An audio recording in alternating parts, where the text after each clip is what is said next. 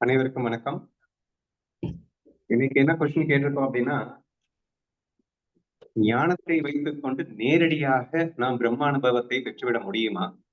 அல்லது அடிபட்டுத்தான் நாம் ஞானத்தை முழுமையாக அடைய முடியும்? அடிபடாமலேயே ஞானத்தை வைத்துக் கொண்டு ஸ்ட்ரெயிட்டவே பிரம்மானந்தத்தை பெறுவது கடினமா? அப்படிங்கிற மாதிரி கொஸ்டின் வச்சிருக்கோம். ஸோ மோஸ்ட் ஆஃப் தி பதில் எப்படி வந்திருக்கு அப்படின்னு சொன்னா, கண்டிப்பா ரெண்டுமே அவசியம். ஞானத்தை வைத்து நேரடியாகவும் செல்லலாம், அல்லது அடிபட்டுத்தான் போக வேண்டும் அப்படின்னு ஒரு சில இடங்கள் இருக்குங்க. ரொம்ப ஹெவி அடிக்ஷன் இருக்கிற இடங்கள்லாம் ஞானத்தை வச்சு டைரக்டா எல்லாம் போக முடியாது. பட்டாதான் நாங்க திருந்துவோம் அப்படிங்கிறதும் உண்மைதான். டைரக்டா புரிஞ்சுக்கவும் முடியும் அப்படிங்கிறதும் உண்மைதான். சோ இது ரெண்டும் கலந்த ஒரு பதிலாக இருக்க முடியும் அப்படிங்கிறது தான் ஒரு மோஸ்ட் ஆஃப் தி பீப்புளுடைய வியூ பாயிண்டா நீங்க வச்சிருக்கீங்க. என்னுடைய கருத்து நான் இதுல என்ன சொல்ல விரும்புறேன் அப்படின்னா, இன்ஃபேக்ட் நான் டெய்லி உங்ககிட்ட பேசிட்டு இருக்கிற ஒரு விஷயம் என்ன அப்படின்னா, கஷ்டம்தான் ஒருவனை ஞானி ஆக்கும் அப்படின்னு சொன்னது டெய்லி சொல்றேன். குந்தி மாதா எனக்கு டெய்லி கஷ்டத்தை கொடுத்துக்கிட்டே இரு, அப்பதான் நான் உன்னையே நினைச்சுக்கிட்டு இருப்பேன் அப்படின்னு அவ சொன்னான். சோ இப்படி பேசுறேன்னா, இன்னைக்கு நான் என்ன பேச போறேன் அப்படின்னா, அடிபடுறவன் திருந்தவே மாட்டான் அப்படின்னு பேச போறேன். அது எப்படி உள்டாவா பேச போறீங்களா அப்படின்னா இல்ல. ஆக்சுவலி கஷ்டம் வேணும்னு எதிர்பார்க்க சொன்னது எதற்காக? கஷ்டப்படுறதுக்காக அல்ல, கஷ்டத்தை சுகமாக மாற்றுவதற்காகத்தான் கஷ்டத்தை வேண்டும் என்று நான் வேண்ட சொன்னேனே தவிர கஷ்டப்படுவதற்காக வேண்ட சொல்லவில்லை. தயவு செய்து அந்த விஷயத்தை புரிஞ்சுக்கோங்க அப்படிங்கிற. ஒரு கராத்தே வீரனோ அல்லது போர் வீரனோ முழுமையாக கற்றுக்கொண்டு திருப்தியில் இருப்பவன் அதை விரும்புவான்னு நம்ம சொன்னோம். பார்த்தவன் தான். இதுக்கு அழுகிறதுக்கு இல்லைங்க, என்ஜாய் பண்றதுக்கு இல்ல, தான் கற்ற கலைகளை எல்லாம் அதை புட்ஃபோர்த் பண்ணிட்டு அனுபவிப்பதற்காகத்தானே அவன் எதிர்பார்க்கின்றான் என்றுதானே நம்ம சொல்லியிருந்தோம். சரியா?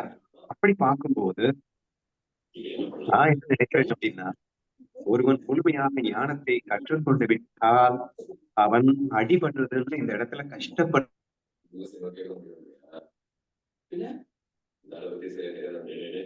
போது கஷ்டப்படாமலேயே நான் ஞானத்தை வைத்துக் கொண்டு பெருகினால் நான் உள்ளே செல்லுகின்றேன் என்று அர்த்தம். சரியா? அந்த ஆஸ்பெக்ட்ல நீங்க பாத்தீங்க அப்படின்னா, ஞானம் தெரியாத வரைக்கும் அடிபடுறதுல அர்த்தம் இருக்குங்க. ஞானத்தை தேடி போகிறதுக்கு கண்டிப்பா ஒரு அடி அவசியமாக கூட இருக்கலாம். என் வாழ்க்கையில நீங்க சொன்ன எக்ஸாம்பிள் நான் ஏத்துக்கிறேன். ஞானம் இன்னதென்று தெரியவில்லை, ஒரு அடிபடுகிறது, ஞானத்தை தேடி செல்வதற்கு அது உதவி செய்தது, கண்டிப்பா ஒத்துக்க வேண்டிய ஒரு விஷயம்தான். சரியா? ஆனால் ஞானம் கற்ற பிறகு அடிபட வேண்டிய அவசியம் என்னவோ? அனைத்தும் நான் என் மனமே துவக்கத்திற்கு காரணம் என்று புரிந்த பிறகு என்னை நானே வருத்திக் கொள்ள வேண்டிய அவசியம் என்னவோ? அப்ப நான் கஷ்டப்பட்டாதான் நான் திருந்துவேன்னா, என்ன நானே கஷ்டப்படுத்திக்கிட்டு நான் எப்படியா திருந்துவேன்? என்ன நான் தான் கஷ்டப்படுத்துறேன் ஆயிடுச்சு. அப்படி இருக்கும்போது நான் எப்படி திருந்த முடியும்?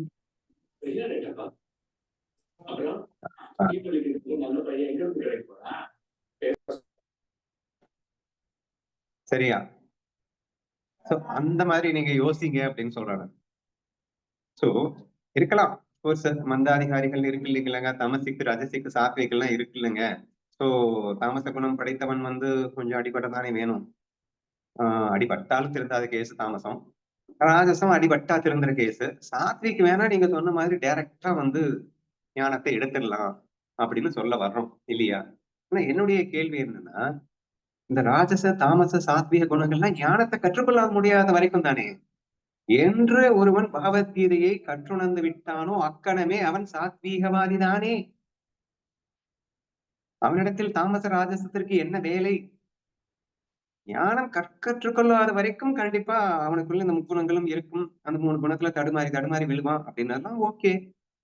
பட் தாமசம்னா என்ன, ராஜசம்னா என்ன, சாத்வீகம்னா என்ன என்று தெரிந்த பிறகு தாமச ராஜசத்தில் இருந்து கஷ்டப்படுவேன்னு சொல்றது கொஞ்சம் போலீஸ்னஸா இல்ல?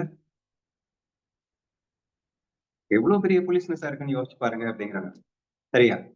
ஸோ எங்கேயும் எல்லாருமே ஞானதேவர் சொன்ன உதாரணத்துக்கு சொல்லிடுவேங்க. பறவை பச்சி பழத்தை சாப்பிடுற மாதிரி எல்லாரும் எல்லாம் போய் சாப்பிட முடியாது. அது உத்தமாதிகாரியால மட்டும்தான் முடியும். மந்தாதிகாரின்னா கொஞ்சம் மெதுவா போகத்தான் வேணும். மந்தாதிகாரின்னா அடிபட்டு தான் நாங்க திருந்துவோம் அப்படின்னு உடனே எக்ஸாம்பிள காட்டுறதுக்காக நான் பேசல. எனக்கு என்ன டவுட் வருதுன்னா, நீயா விரும்பி அடிபடுறவன் நீ எப்படி திருந்துவேங்கிறதா என்னுடைய கேள்வி. திருந்தணும்னு நினைக்கிறவன் அப்பவே திருந்திடுவான். நான் பொறுமையா 4-5 வருஷம் கழிச்சு திருந்திக்கிறேன்னு நினைக்கிறவன் 4-5 வருஷமும் கழிச்சு திருந்தணும்னு நினைச்சாதான் திருந்துவான். ஆக மொத்தத்துல கடைசியில அவன் சாத்விக்ல இருந்தா மட்டும்தான் திருந்துவான் அப்படின்னு ஆயிடுது. இவனா விரும்பி தமசத்துல இருக்கான், இவனா விரும்பி ரஜஸ்ல இருக்கான், இவனா விரும்பி சாத்வீகத்துல வர்றான். அப்போ அடிபட்டு திருந்துபவன் எல்லாம் திருந்த முடியாது. அடிபட வேண்டும் என்று விரும்பி அடிபட்டுக் கொண்டிருக்கிறான், அவன் திருந்த மாட்டான்.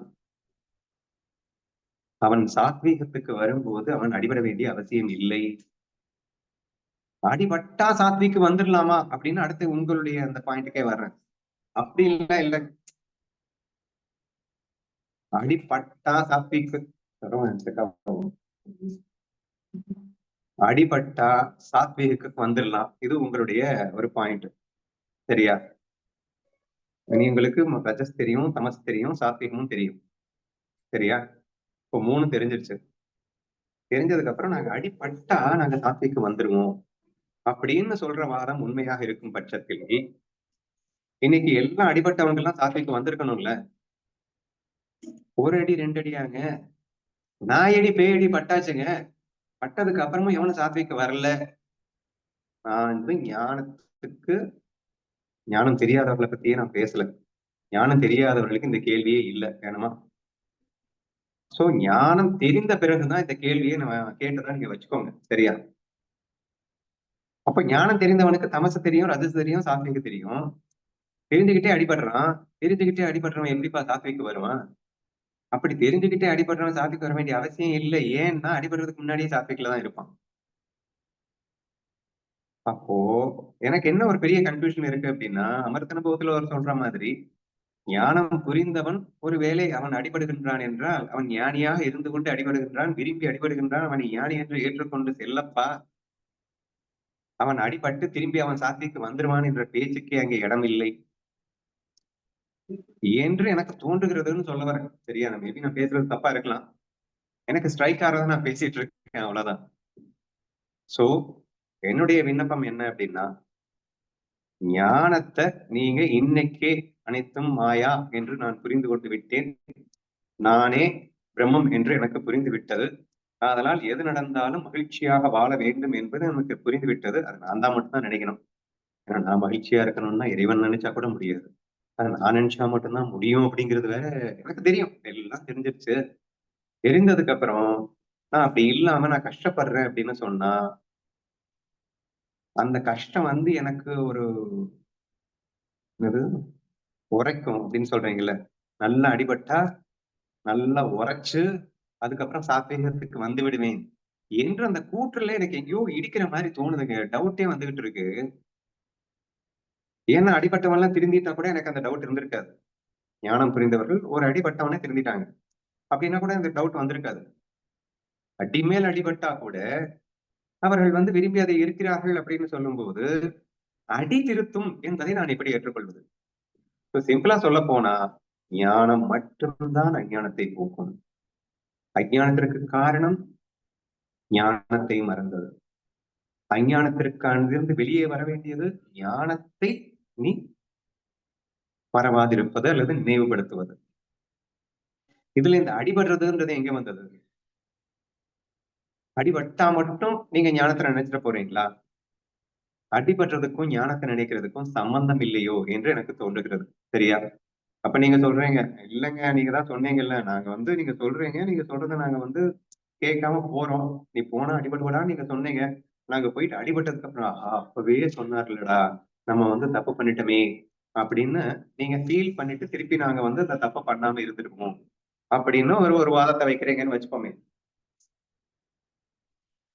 அடிபட்டதுக்கு அப்புறம் அவர் சொன்னதுன்னு இல்லை, ஞானம் ஞானம் உங்களுக்கு தெரிஞ்சுதான் நீங்க ஏற்கனவே பண்ணிட்டு இருக்கீங்க. சரியா? அப்போ குரு சொன்னதை புரிந்து கொண்டு தெரிந்து கொண்டு இப்படி பண்ணா அடிவிலும் அப்படின்னு தெரிஞ்சுக்கிட்டு உள்ள போனீங்க. ஆனா அடிபடாதுன்னு நாங்க நினைச்சு போனோம்.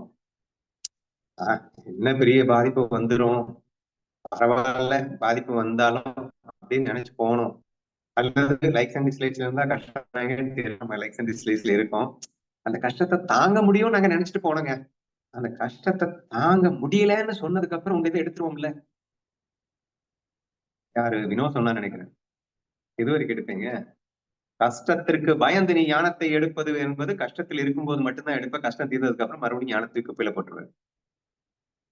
அப்போ ஒரு அடியில் இருந்த வேதனைக்கு தீர்வு வேண்டும் என்று நீ ஞானத்தை எடுத்தால் துக்க நிவாரணத்திற்காக ஞானத்தை எடுப்பாயே தவிர ஞானி அவருக்கு எடுக்க மாட்டாய். அந்த நேரத்துல துக்கத்தை தீர்த்துப்ப மறுபடியும் அடிபடுவ. ஒவ்வொரு வாட்டி அடிபடும் போதும் வேண்டுமானால் ஞானத்தை எடுப்பாய். இப்ப துக்கத்தை தீர்ப்பதற்கு அந்த அடியிலிருந்து வேதனையிலிருந்து வெளிவதற்காக அல்ல ஞானம். வேதனையே மாயை என்று புரிந்து கொள்வதற்காக ஞானம், வேதனைப்படாமல் இருப்பதற்காக ஞானம் என்று அந்த அடிப்படையில பார்க்கும்போது எல்லாம் தெரிஞ்சுக்கிட்டு நம்ம வேணும்னே தான் எல்லாமே பண்ணிட்டு இருக்கோம். அடிபட்டா மட்டும் தெரிஞ்சிருவோம் அப்படிங்கிறது எனக்கு புரியல. அடிபடும் போது ரொம்ப வேதனையா இருக்கும் போது கொஞ்சம் சாத்வீகத்துல வந்துட்டு அந்த வேதனையை தீர்த்துக்கலாம். அதுக்கப்புறம் மறுபடியும் வேதனை தானே பிடிக்குது. வேதனை பிடிக்க போய் தானே மறுபடியும் வேதனை படுறோம் என்று யோசிக்க வேண்டியது இருக்கிறது அப்படின்னு சொல்ல வரேன். ரெண்டாவது, 1 அடி 2 அடி இல்ல 5 அடி 10 அடி 20 அடி விழுந்ததுக்கு அப்புறமும் கூட நம்ம அந்த தப்பை பண்ணிட்டு இருக்கோம் அப்படிங்கிறப்போ அடி வந்து திருத்திடும் அப்படிங்கிறது என்னால ஏத்துக்கொள்ள முடியல. அப்புறம் நான் சொன்ன அந்த பாயிண்ட்டுக்கு வந்துடுறேன். இப்ப நீங்க எதுக்கு வெல்கம் தி டிஃபிகல்டிஸ் கேட்டுக்கிட்டே இருக்கீங்க? அடிதான் திருத்தும் அப்படின்னு நீங்க ஆணித்தரமா நம்புறீங்கல்ல, அடி உதவாத மாதிரி அண்ணன் தம்பி உதவ மாட்டான்னு நீங்க சொல்லுவீங்கல்ல அப்படின்னா அது ஞானம் இல்லாதவனுக்கு நான் சொன்னதே கிடையாது. திரும்ப திரும்ப சொல்லியிருக்கேன். நம்ம குரூப் மெம்பர்ஸ்ட தான் நீங்க வெல்கம் தி டிஃபிகல்டிஸ் நான் சொல்லுவேனே தவிர யாராவது புதுசா வந்தான்னா அவனை போயிட்டு துக்கத்தை வரவேற்று அப்படின்னு சொல்ல முடியாது. அப்படி அவன் வரவேற்றான்னா அவன் செத்தே போயிடுவான். அதனால வரவேற்கவும் முடியாதுன்னு வச்சுக்கோங்க. அப்போ முழுமையாக ஞானம் பெற்றுவிட்ட பிறகு பிராக்டிஸ் கிரவுண்ட் சொல்லிட்டு இருக்கேன். பயிற்சி களத்திற்காக துன்பங்களை வரவேற்குங்கள். அப்ப துன்பத்தில் இருந்து ஞானத்தை சாத்வீக குணத்தை வைத்து அந்த துன்பத்தை துன்பம் இல்லாமல் செய்வதற்காக நான் துன்பத்தை கேளுங்கள்னு சொன்னேனே தவிர துன்பம் நேரடியா உங்களை மாத்தாது. துன்பம் என்பது உங்களுக்கு பயிற்சி கொடுக்கிறது. என்ன பயிற்சி கொடுக்கிறது? ஞானத்தை அந்த இடத்துல யூஸ் பண்ணி நான் ஞானி ஆவதற்கு துன்பம் பயிற்சி கொடுக்கிறது. துன்பம் பயிற்சி கொடுக்கறதுன்னு சொல்ல மாட்டேன். துன்பம் பயிற்சி எடுத்துக்கொள்வதற்கு உதவுகிறது தானே சொல்றேங்க. a tool to uplift yourself. சரியா? ஆனா அந்த டூலை நீ தான் யூஸ் பண்ணணும். அந்த டூலை நீ வந்து யூஸும் பண்ணலாம், மிஸ்யூஸும் பண்ணலாம். துன்பம்ங்கிற டூல் பயிற்சி களத்துல உனக்கு வந்து இந்த பிராக்டிஸ் அப்படிங்கிறது நீ எப்படி யூஸ் பண்ற அப்படிங்கிறத பொறுத்து உனக்கு மேன்மையை தருகிறது. சரியா? அப்ப அந்த பிராக்டிஸ்க்கு அது அவசியம் தானே அப்படின்னா கூட அது ஜஸ்ட் அது ஜடம் நம்ம ஏற்கனவே சொல்லியாச்ச சூழல் அப்படிங்கிறது. அதை வைத்துக்கொண்டு நீதான் அந்த ஞானத்தை உபயோகப்படுத்தி மேலே வருகிறாய். இப்ப சொல்ல வர விஷயம் ஒரே ஒரு லைன்ல ஃபைனலா நான் முடிச்சிடுறேன். அடிபட்டாலாம் ஞானம் வராது. எவன் ஞானத்தை யூஸ் பண்ணணும்னு நினைக்கிறானோ அவனுக்கு மட்டும்தான் வரும். எவன் ஞானி ஆகணும்னு நினைக்கிறானோ, எவன் ஞானத்துல இருக்கணும்னு நினைக்கிறானோ அவன் அடிப்படலைன்னாலும் வரும், அடிபட்டாலும் வரும். ஆனா ஞானியாக வேண்டும் என்ற தாகம் எனக்கு இல்லை அப்படின்னாலோ, ஞானத்தின் மேல இன்ட்ரெஸ்ட் கம்மியா இருக்குன்னாலோ ஆட்டோமேட்டிக்கா அடிபட்டாலும் வராது. ஞானத்து மேல இன்ட்ரெஸ்ட் இல்லைன்னா நீ நேரடியாக ஞானத்தை யூஸ் பண்ண போறது இல்லை. ஞானத்து மேல இன்ட்ரெஸ்ட் இல்லைன்னா அடிபட்டாலும் யூஸ் பண்ண போறது இல்லை. அப்ப நீ அடிபட்டுறதும் அடிபடாததும் இங்க மேட்ரு இல்ல. ஞான தாகம் மட்டுமே மேட்ரு. ஞானியாக வேண்டும் என்ற வேட்கை மட்டுமே மேட்ரு. உண்மையான அந்த ஞான தாகத்தில் இருந்து கொண்டு ஞானியாக வேண்டும் என்ற துடிப்பு இருப்பவனுக்கு குருவின் மேல் பூரண நீங்க சொன்னது சரண்டர் வரும். குரு வாக்கின் மேல் சரண்டர் வரும். குரு சொன்னதை அப்படியே ஃபாலோ பண்ணிட்டு ஜம்முன்னு எந்த அடியும் படாம அவனால போக முடியும். அல்லது அடிபட்டும் போக முடியும். ரெண்டையும் ஒத்துக்கிறேன் நானும் நீங்க சொன்ன மாதிரியே.